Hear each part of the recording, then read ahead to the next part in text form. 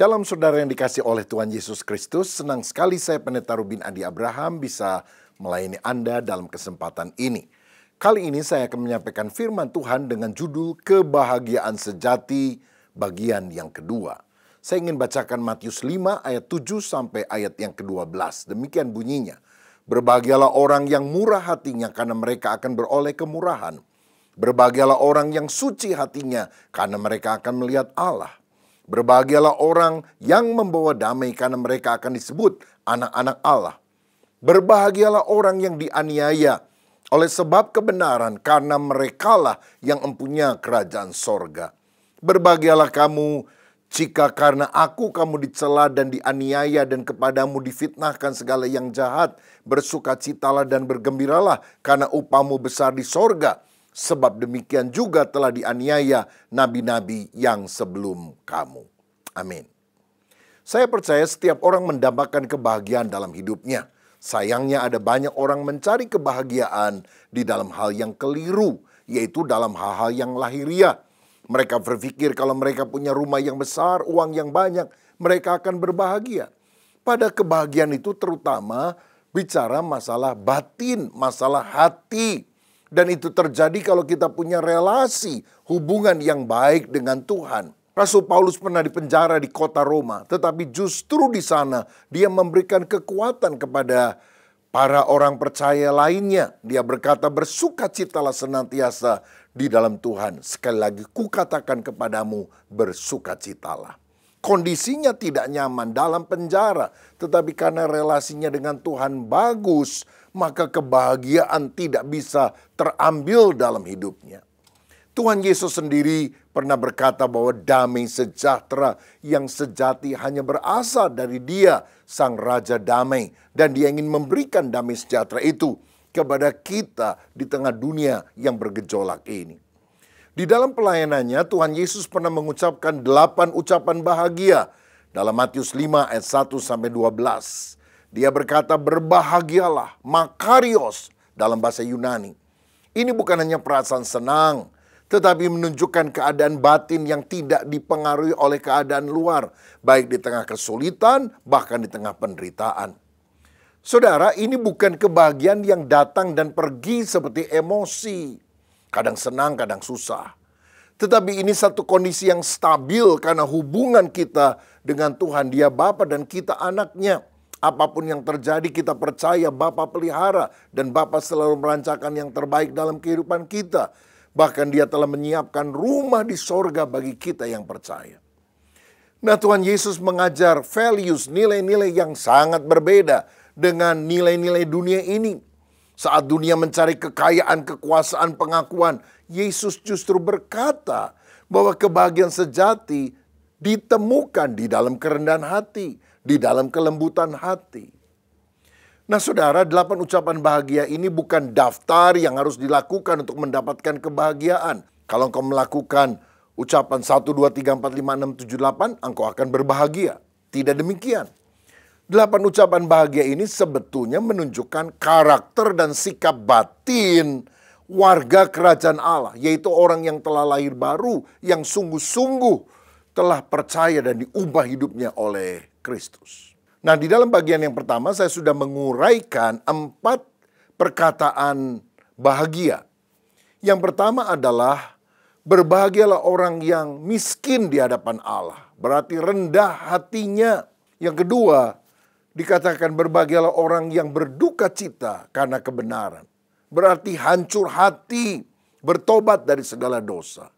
Yang ketiga, lembut hati. Berbahagialah orang yang lemah lembut karena mereka akan memiliki bumi. Dan yang keempat, rindu hati.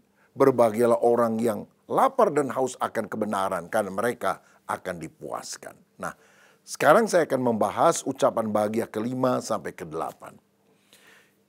Dikatakan pada ayat yang ke-7 tadi, berbahagialah orang yang murah hatinya karena mereka akan beroleh kemurahan. Jadi, kata bahagia ke-5 adalah murah hati. Saudara, murah hati adalah sikap suka berbuat baik terhadap sesama dengan memberi bantuan dan pertolongan tanpa mengharapkan balasan. Motivasinya semata-mata karena mengasihi dan ingin menolong orang lain. tanpa pamrih. Ini nampak di dalam kisah orang Samaria yang baik hati, yang menolong orang yang dirampok oleh para penjahat dan menggeletakkan dia di tengah jalan. Orang Lewi datang, imam datang, kasihan tapi tidak menolong. Tetapi orang Samaria ini menolong, bahkan mengangkat orang itu, memasukkannya ke tempat penginapan untuk diobati dan membiayai semuanya. Pada orang Samaria itu dianggap setengah mata oleh orang Yahudi, dianggap remeh. Tapi justru yang menolong orang Yahudi yang mengalami kesengsaraan ini adalah orang Samaria yang direndahkan. Saudara, Tuhan mau kita belajar memberi kepada orang lain. Sekian tahun yang lampau, saya dan tim dari gereja lokal membentuk pelayanan yang namanya PMB, Pelayanan Misi Berkat.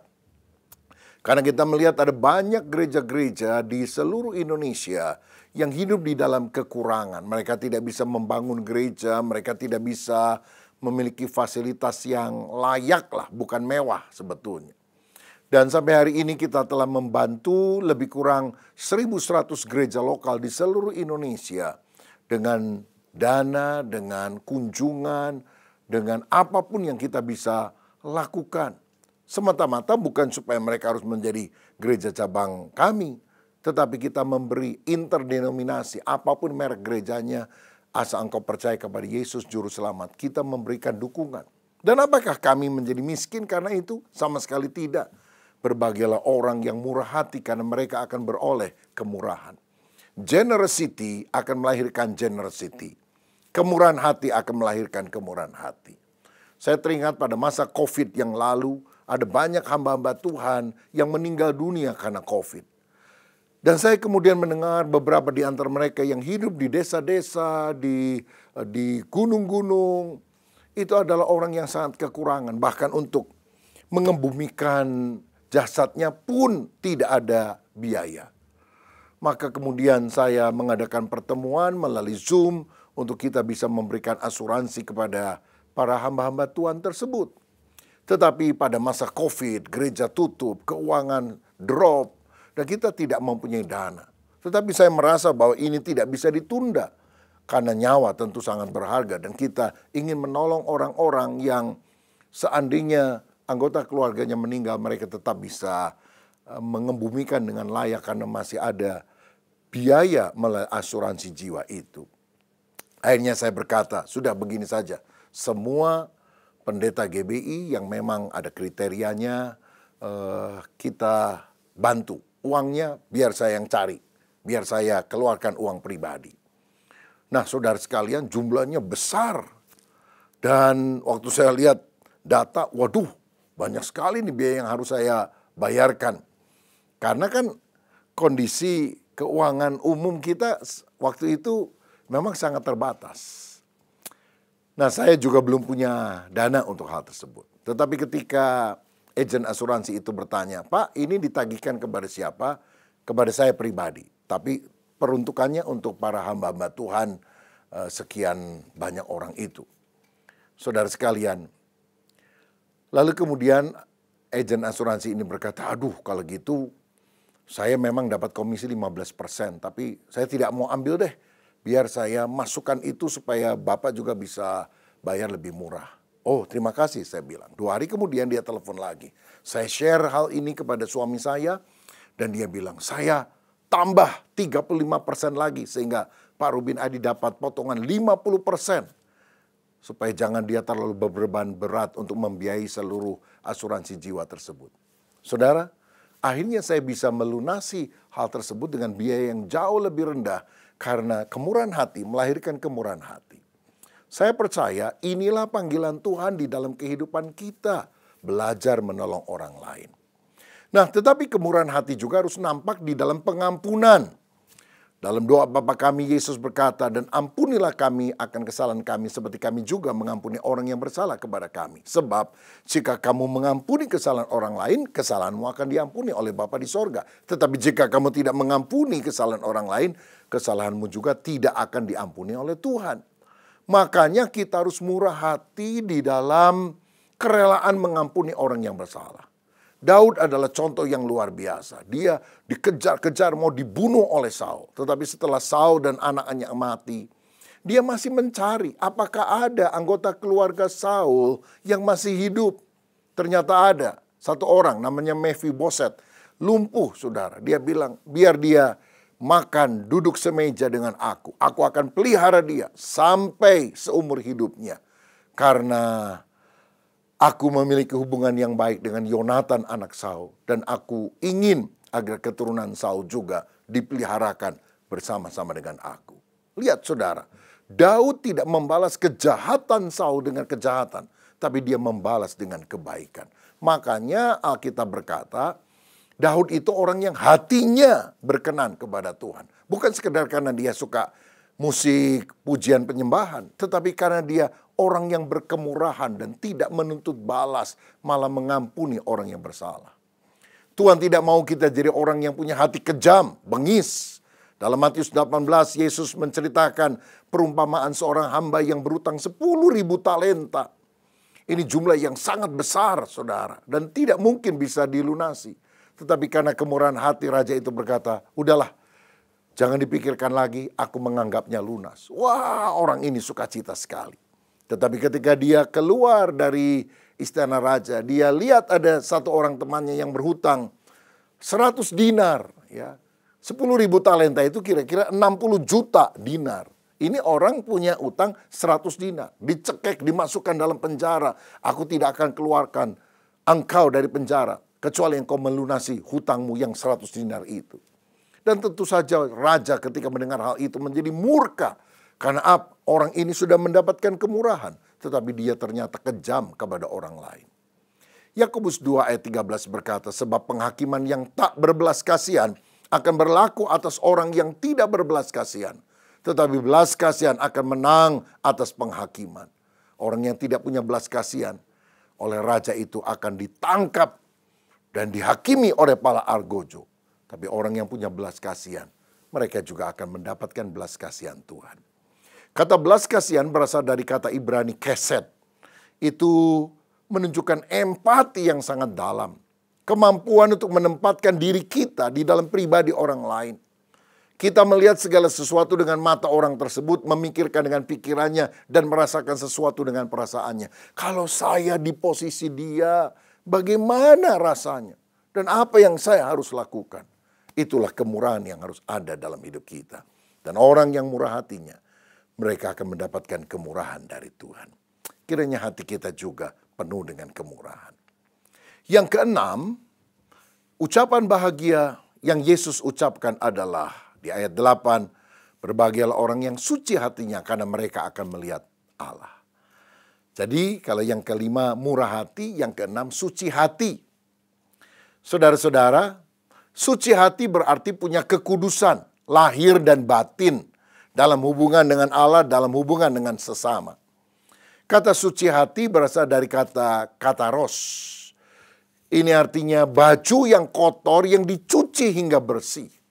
Atau gandum yang dibersihkan dari sekam-sekam dengan bantuan angin. Ini juga bicara tentang tentara yang terpilih. Yang telah dipisahkan dari yang kurang efisien, yang penakut, serta kurang dedikasi dan pengalaman. Nah, kata sifat dari kataros ini adalah akeratos. Itu digambarkan seperti susu murni yang tidak tercampur dengan air. Atau logam murni yang tidak tercampur dengan logam lainnya. Emas murni. Saudara, Alkitab berkata, berbahagialah orang yang motivasi hatinya tidak tercampur aduk dengan hal-hal yang lain. Tetapi bersih, kudus, tanpa pamrih dan keinginan untuk menonjolkan diri.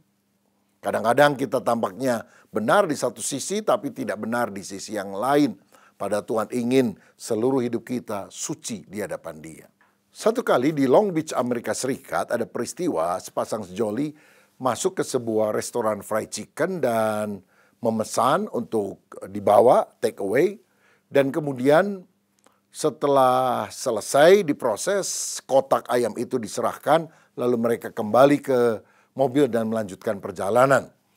Nah, di tengah perjalanan, si wanita berkata, sayang, aku udah lapar, aku makan dulu ya di mobil. Ya, makan dulu aja. Jadi dia buka kotaknya, dia kaget saudara sekalian. Karena apa? Isinya bukan ayam goreng, fried chicken. Isinya uang dolar dalam jumlah yang cukup besar. Rupanya pemilik restoran itu ingin setor ke bank.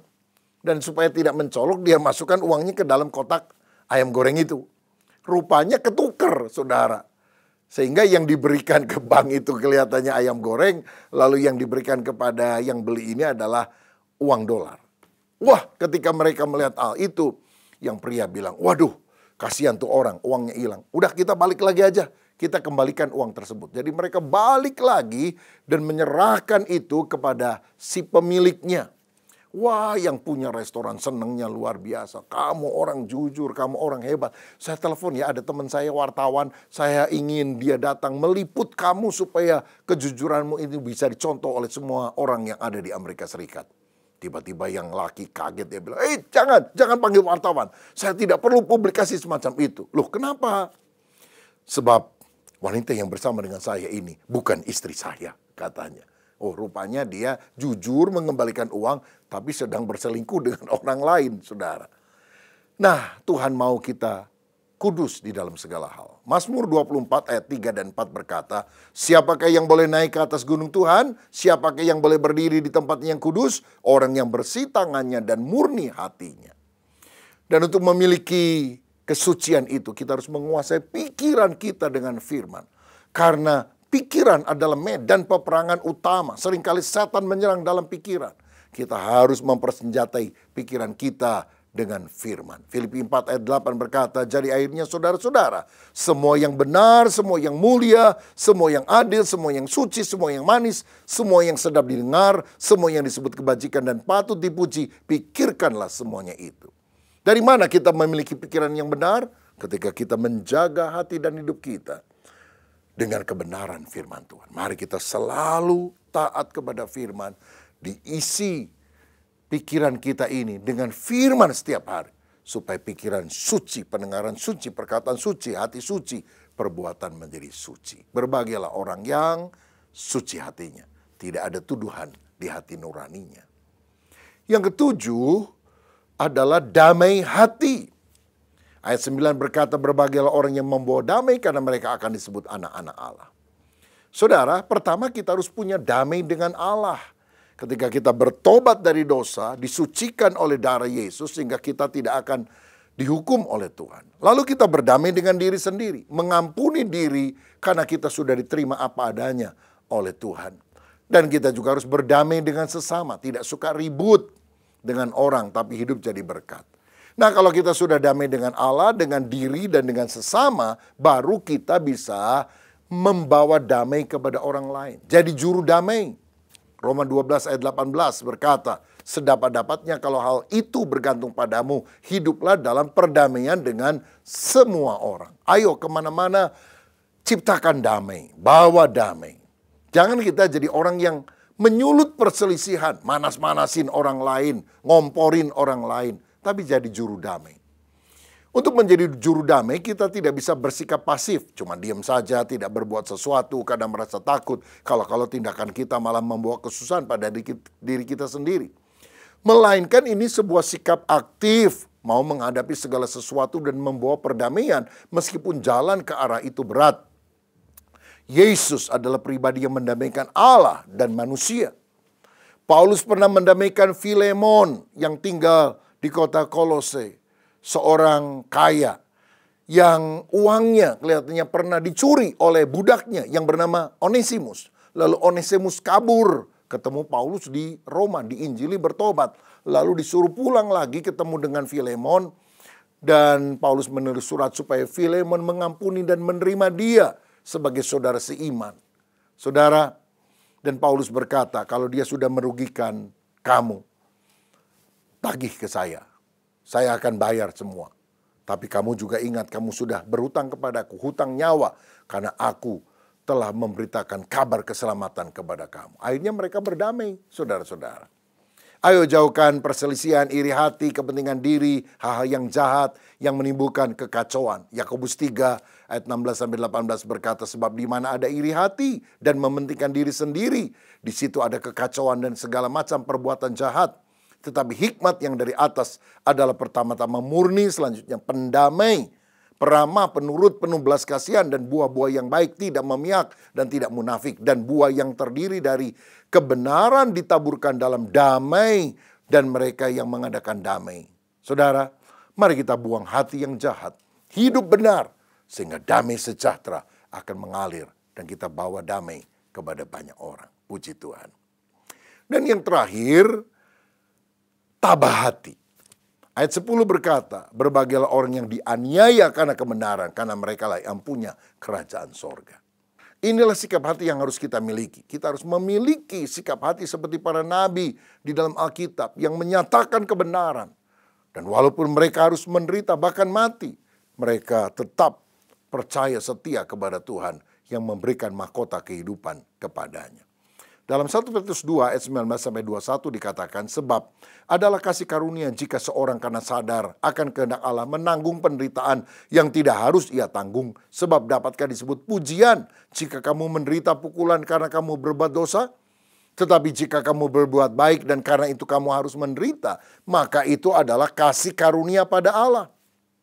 Sebab untuk itulah kamu dipanggil, karena Kristus pun telah menderita untuk kamu dan telah meninggalkan teladan bagimu, supaya kamu mengikuti jejaknya.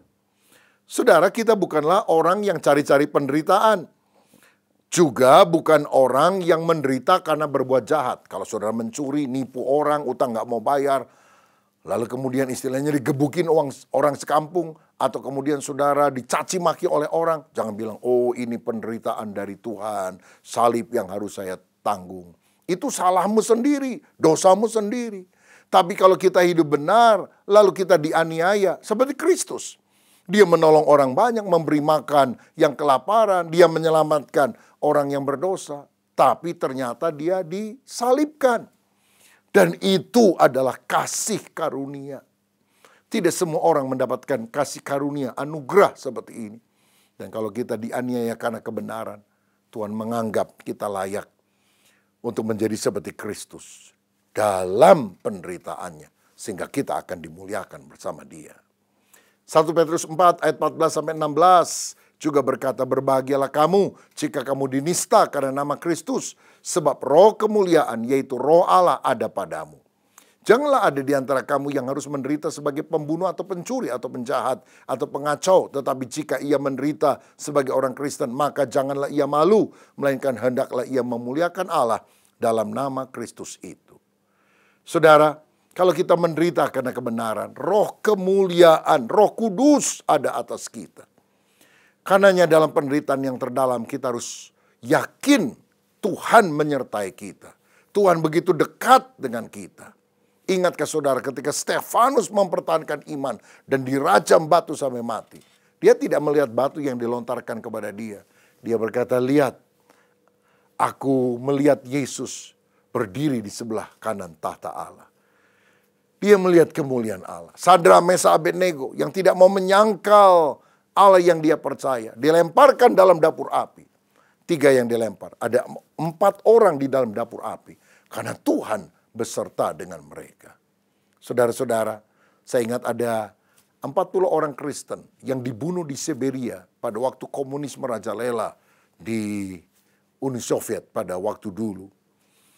Satu demi satu disuruh menyangkali Tuhan, ditelanjangi di tengah hujan salju yang sangat dingin sekali. Tapi orang pertama berkata, aku tetap percaya Yesus. Ditembak mati. Orang kedua mati. Sampai orang yang ke-40 ditanya. Tidak ada satupun yang mau menyangkal Tuhan. Tiba-tiba waktu orang ke-40 ditanya, apakah kamu mau menyangkal? Kalau tidak kamu mati. Dia bilang, aku tetap setia kepada Tuhan. Seorang prajurit komunis tiba-tiba berteriak, stop! Dia maju dan dia berkata, lepaskan orang ini, biar saya saja yang dihukum mati, nggak apa-apa. Teman-temannya kaget, kenapa kamu? Aku percaya Yesus adalah Tuhan, aku percaya Yesus juru selamat. Wah saudara, yang lain marah. Dan akhirnya ditembaklah si prajurit ini. Sedangkan orang yang ke-40 disuruh lari, dibebaskan. Kenapa? Karena ternyata ketika satu demi satu orang Kristen itu mati, dia seperti mendapatkan penglihatan. Ada mahkota turun dari sorga atas mereka. Dan tinggal sisa satu mahkota untuk orang yang ke-40 ini. Jadi ketika dia melihat hal itu, dia pikir, kalau aku ingin selamat, mendapatkan mahkota dari Allah, aku harus percaya kepada Yesus. Biar aku yang merebut mahkota itu, mendapatkannya. Sehingga dia percaya kepada Yesus. Saudara, saya percaya orang yang setia sampai mati, mendapatkan mahkota kehidupan sampai selama-lamanya. Jadi, mari kita memiliki hati yang berkenan kepada Allah. Ada 8 ucapan bahagia Yesus untuk kita mengalami sungguh-sungguh kedamaian batin yang paling dalam.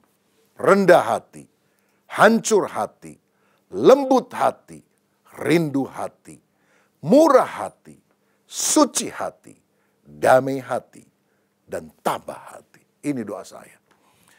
Supaya apa yang merupakan nilai-nilai penting sebagai warga kerajaan Allah, kita ikuti kehendak Tuhan. Kita miliki sikap hati Tuhan di dalam hidup kita.